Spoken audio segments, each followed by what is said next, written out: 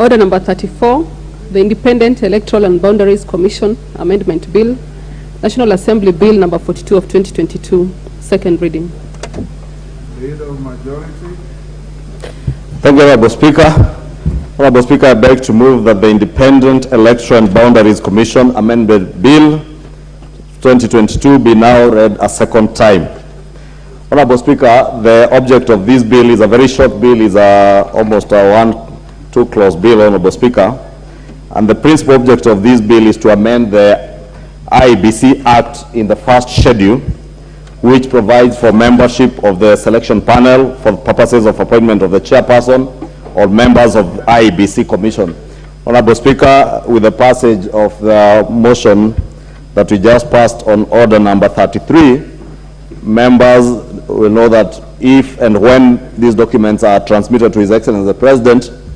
the four commissioners now will stand suspended until the tribunal finishes its work. Therefore, Honorable Speaker, bearing in mind that the other three commissioners who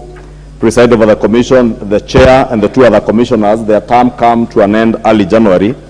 then we would be in a very precarious situation without a commission or without commissioners, Honorable Speaker. Honorable Speaker, there was a selection panel that was set up that comprised of 7 members. However, Honorable Speaker, this proposed amendment to the Act was necessitated by the declaration by our courts through the Constitutional Petition E364 of 2020 by Okia Omtata versus the Attorney General and 5 others on the unconstitutionality of some of the provisions of the current Act, Honorable Speaker. And the High Court held that this unconstitutionality was to the extent that the present nomination by the Parliamentary Service Commission of 4 out of 7 commissioners, members of the selection panel, the court was of the view that such dominance by the Parliamentary Service Commission failed to portray the selection panel as fair and independent. Therefore, Honorable Speaker, what we have done in this amendment bill is to cure that issue that was raised by the High Court. And Honorable Speaker, clause 2 of the bill is proposing now, instead of 4 persons being nominated by the Parliamentary Service Commission, we will now have 1 man and 1 woman being nominated by the Parliamentary Service Commission to confirm with the issue of gender parity. We will also have 1 person to be nominated by the Public Service Commission. 1 other person will be nominated by the Political Parties Liaison Committee. And Honorable Speaker, it's important to inform members of the country on the need to have a person nominated by the Political Parties Liaison Committee, Honorable Speaker. In the last Parliament, Honorable Speaker, when the selection panel was set up, it is only 2 political parties, ODM and Jubilee, one wing of Jubilee actually, that nominated the panel that moved on to nominate the 4 commissioners whose mandate you have made the decision that you have made on today. And it tells you how precarious the process of nomination of commissioners and the panel that will interview these commissioners is. Because we followed a process where only ODM and its leader and the then leader of the minority faction of Jubilee, former President Uhuru Kenyatta, it is only the 2 of them and the leadership of the House then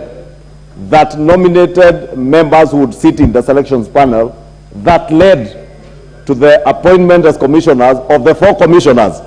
that the petitioners had petitioned against. Therefore, Honorable Speaker, what we have done,